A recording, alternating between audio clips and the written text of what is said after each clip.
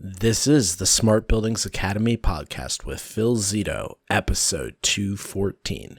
Hey folks, Phil Zito here, and welcome to episode 214 of the Smart Buildings Academy podcast. And in this episode, we are going to be completing part 2 of creating your own pandemic mode.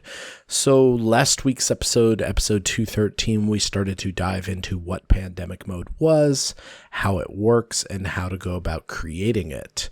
We ended up getting through most of the sequencing all the way to where we were starting to talk through pressurization, and we were starting to talk through some sequences around pressurization. So in this episode, we will be diving deeper into that. If you find yourself listening to these episodes and not really understanding a lot of the sequencing we're talking about, then I encourage you to go check out our course, Control Sequence Fundamentals, which will be linked at podcast.smartbuildingsacademy.com/214.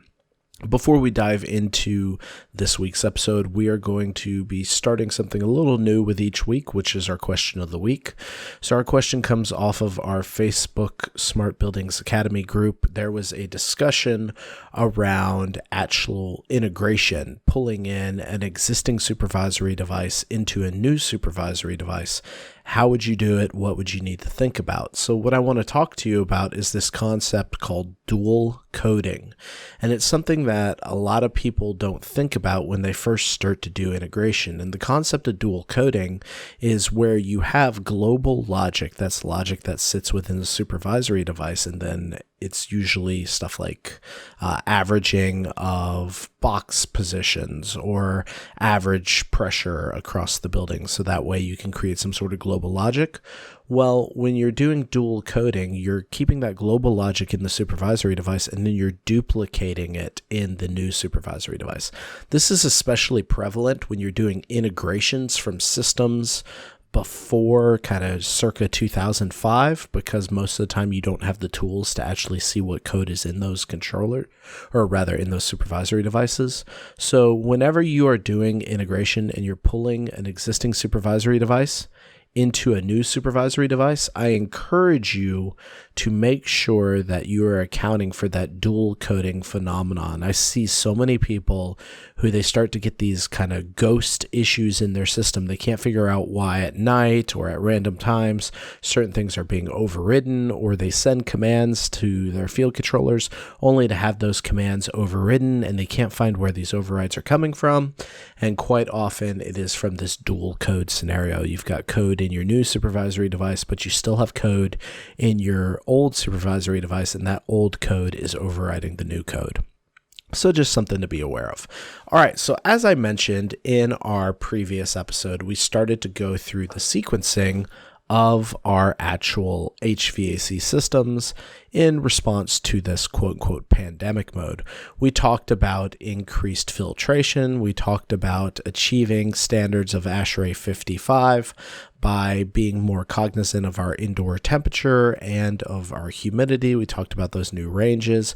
We talked about the impact to IAQ primarily through increased air change rate and through increased outdoor air. We also kind of hinted at how this filtration strategy actually can have some really compounding effects, because most of these systems are designed for what are called design days, and those design days are designed for maybe like a MERV 11 filter or something, something lower than MERV 13. And what happens when you have that lower, like MERV 8 or MERV 11 filter versus a MERV 13 filter, is you're designing for much less pressure drop across the filters, which means less fan power. And when you introduce this new filtration, you are reducing your fan power, which means on your design days, where all your VAV boxes are going to be fully open because they're trying to cool down the building, you're not going to be able to adequately supply air, conditioned air to the spaces. And you also see that when we start introducing a ton of outdoor air into an airstream, especially in southern or humid climates, if you don't have a dedicated outdoor air system, or a DOAS as it's called, then what will happen is you won't be conditioning the outdoor air prior to it hitting your air handling unit. So these coils that were sized for mixed air, not sized for 100% outdoor air, are now not able to achieve their full delta across the coil. So maybe you've went from a 12-degree delta to a 7-degree delta, and thus, once again, in design day conditions, you're going to be unable to properly condition those spaces. You won't be able to cool the discharge air enough, and you'll basically just start to build up as you continue to recirc air in the building. You'll just start to increasingly build up hot air in the building. Alrighty, so that being said, let's start to read through. And I know it's kind of dry when I read through stuff, so what I try to do is kind of read it, but then give you my interpretation. All right, so we went through air conditioning and ventilation systems. We talked about continuous operations of the systems being recommended. However, they also say if you do a flush of 2 hours before and after occupancy times, then you may not have to go and operate your systems constantly. And also something that I don't see being communicated, and this is a really important insight. Like if you get anything out of this episode, I think this one insight right here is going to save you a lot of money, because you hear everyone talking about with pandemic mode, we need to bring in more outdoor air. And you would naturally assume that you would operate the building 24/7 with optimal outdoor air, right? Bringing in as much outdoor air as possible. If you thought that, though, you would be wrong, because according to these recommendations, you actually should only be operating your outdoor air when the building is in a flushing mode or it's in an occupied mode. So if you have a building that's unoccupied, then you should be using minimum outdoor air settings. And that is a significant difference both in moisture buildup and cost of system, like cost of running your system. So just be cognizant of that. All right, switching to our VAV systems, you want to be able to use the VAV systems that have capacity to run 100% outdoor air. You want to run them at that. If they do not have that capacity, then you want to run them as much as you can, bringing in as much outdoor air as you can while prioritizing humidity control. So you don't want to go above 60%. And if you don't have any way of introducing humidity and you're in a very dry climate, you don't want to drop below 40%. You want to be in between 40 to 60%. So what's going to happen, if we're thinking about this from a programmatic perspective, we're going to be actually picking a humidity setting and driving our outdoor air damper based off of that indoor air humidity / temperature. So we want to look at temperature and we want to look at humidity and we want to look at the delta between those two and then use that. So one way you could go about doing this is set a set point for temperature or humidity, and have both of those go through a PID loop, and then take the greater of the PID loop outputs to drive, the lesser of the PID outputs to drive your outdoor air damper. You could be doing that. That's personally how I would do it. Because here's the thing, you can just simply do a humidity set point and drive off of that. But the problem with doing that, and that would be like a reverse acting loop, right? Just like we're doing heating, we're doing the same thing. As we get closer to 60% humidity, we start to close down our outdoor air damper. The problem with doing that is because you're not controlling dry bulb. And so dry bulb of like 85, 55, so 85 degrees, 55% relative humidity is going to be miserable inside the building. So we want to be cognizant of dry bulb as well.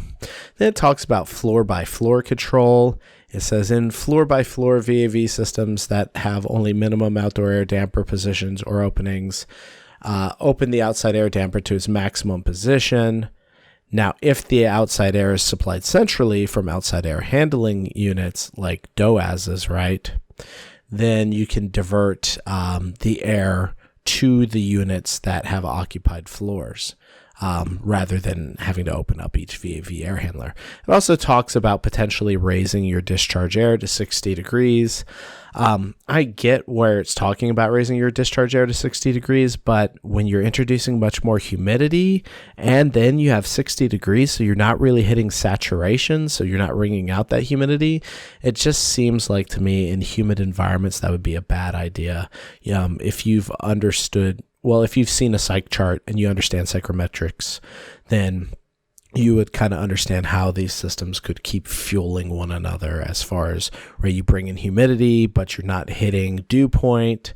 So thus you're not wringing out the humidity, and the humidity just kind of starts to build up in the building.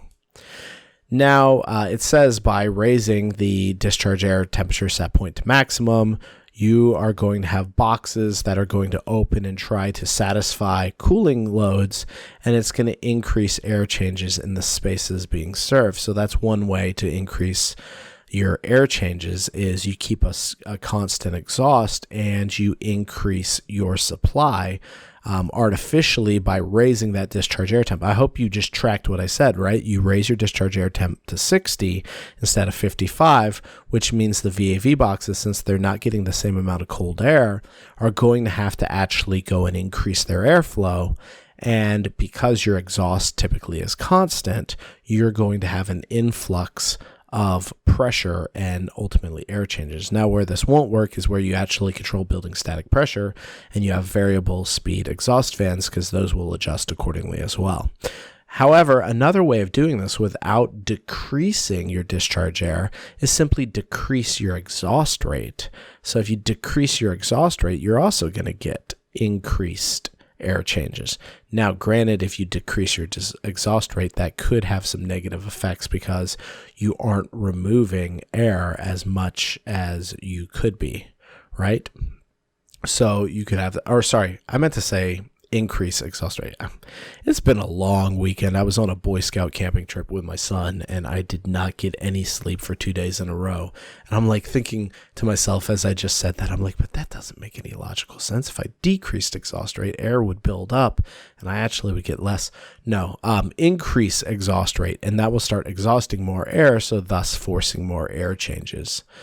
All right, man, I tell you, end of the day, recording a podcast, something, it's not necessarily the best idea. All right, so as I was saying, VAV systems, now if they have heat or energy recovery, so if they have enthalpy wheels like what's used in a DOAS system, then you want to go and make sure that that energy recovery is being taken advantage, especially enthalpy, is being taken advantage of to control to that enthalpy setting. Now, here's one of the things that they say. Some energy wheels have the potential of cross-contamination between the intake and exhaust stream. I'm not going to get into that because I am not an expert on that. I will tell you, though, if you have the right filtration in place, that should take care of that. They talk about other heat recovery devices that decouple the intake and exhaust streams, such as coils, plate heat exchangers. They can operate just fine. Their main concern with recovery wheels is, are you introducing contaminants into the airstream? So just be cognizant of that. Know where your recovery wheels are, know where your filtration is, and just be aware of that. Okay, so cooling coils can become contaminated as well, and therefore they talk about doing UV on the coil surface. So I've heard of UV, I've heard of negative ionization. The jury's still out as to which one necessarily works better. UV tends to work good for solid or for objects that are static, like a coil. And ionization tends to work well for things that are in motion, like an airstream.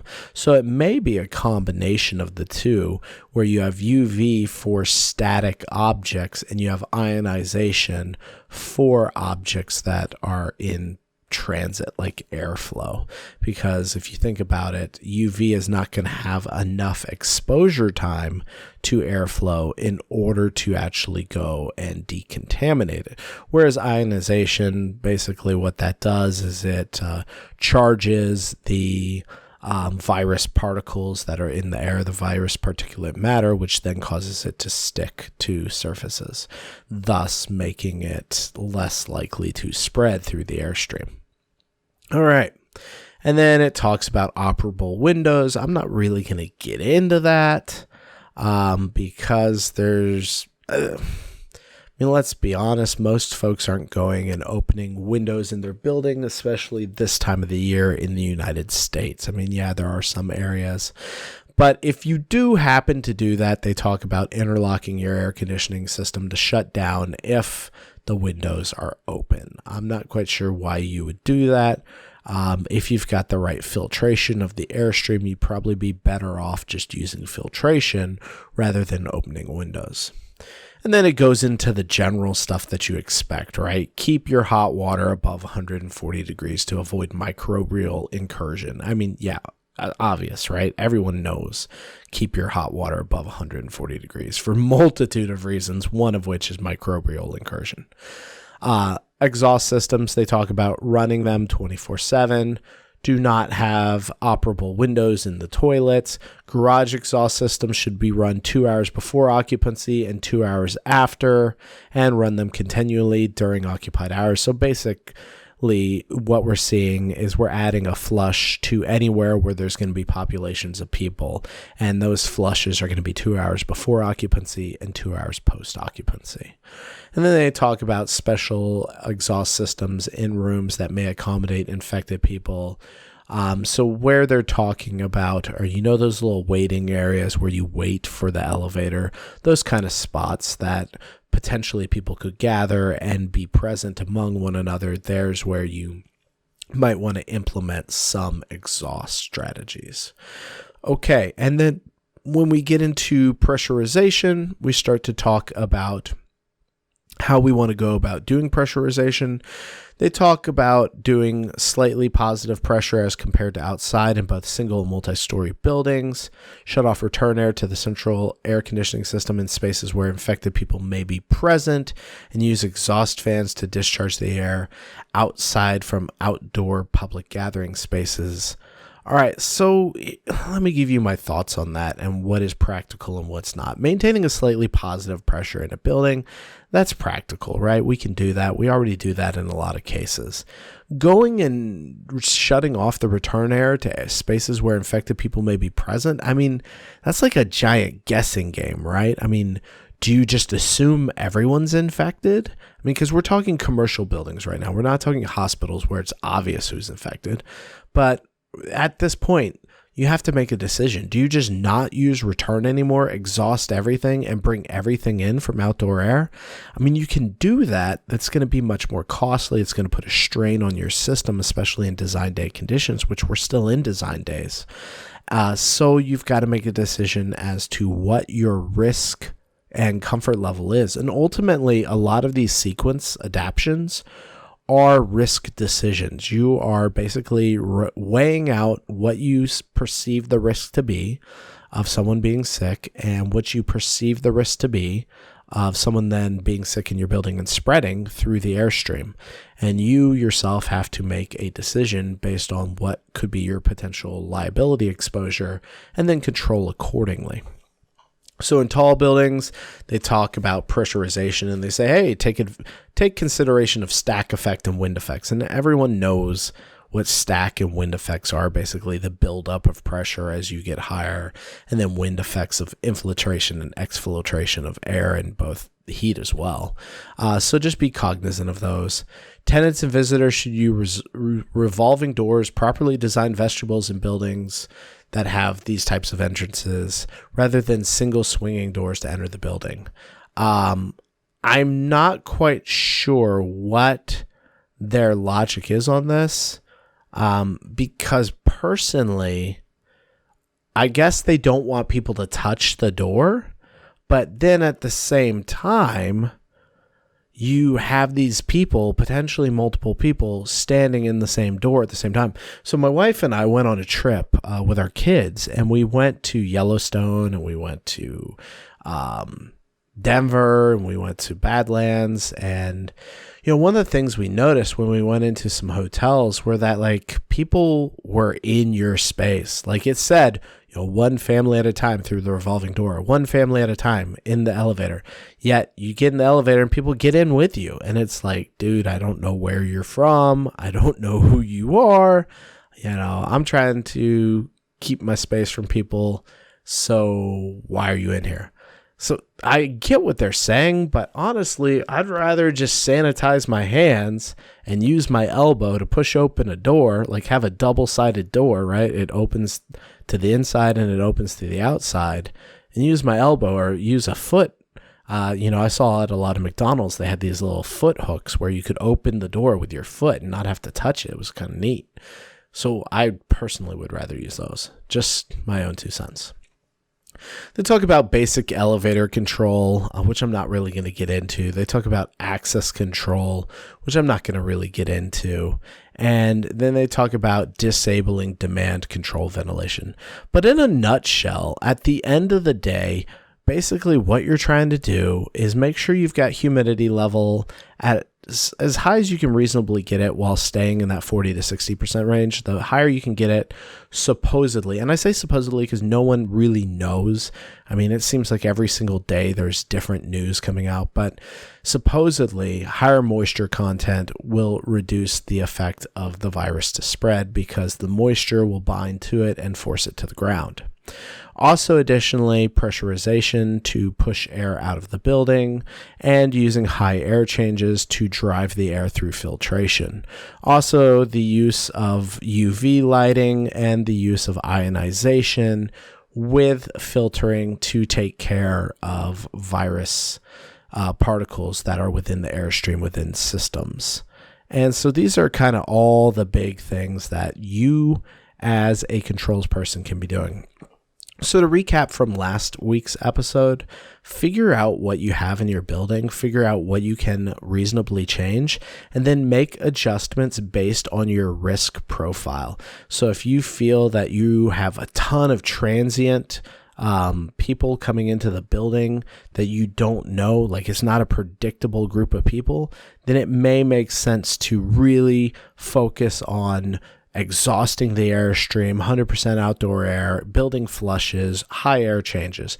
However, if you have a very predictable set of people and you feel that these people are a low risk set of people, then it may make sense to do less of these control mechanisms. So it's not one size fit all, and that's kind of why the recommendations here are recommendations. They're not really, no one yet has put into place standards. I am still waiting to see standards being pushed by municipalities. I'm not quite sure what they're going to measure as far as standards. Probably maybe standard air changes. Maybe you'll see like a ASHRAE 62.1, but yet for IAQ and not necessarily for just outdoor airflow. So it'd be interesting to see what flushes out. So folks, that is it for this part on pandemics. I hope you enjoyed this. As always, feel free to go to podcast.smartbuildingsacademy.com/214. Feel free to ask anything you want to know about the podcast topic. And for the next several weeks, we are going to be diving into managing your BAS team. We're going to look at all aspects of running a BAS business. We're going to look at structuring your team. We're going to look at training your team. We're going to look at developing your team. We're going to look at talent assessments. We're going to look at how do we drive profitability through our projects. So it's going to be very manager focused over the next couple weeks. That's some content that we really haven't done a lot of, and it's something I'm really freaking good at. So I want to make sure that I'm sharing that information. I mean, I took a $60 million P&L that was hemorrhaging cash. I think we had $2 million that had been owed to us for 2 years, and I came on board, turned all that around, got the cash flow flowing, and made us one of the more profitable operations teams. So I've got a lot of personal experience turning around poorly managed operational teams. And I'm going to be sharing that with you over the next several episodes. We'll look at how do we drive some cash flow through our team, but more importantly, how do we develop the talent in our team? How do we know what makes our employees tick? How do we go and keep them satisfied? Because you're only as good as your team. And so we'll be diving heavily into that. That being said, thanks a ton for being here. If you haven't yet, I encourage you to go check out our new website at smartbuildingsacademy.com. Check out our courses. We've got over 17 courses now. I really encourage you to go check those out. They are the best online training that you're going to find for building automation in the world. Thanks a ton for being here. I look forward to talking to you all again next week. Take care.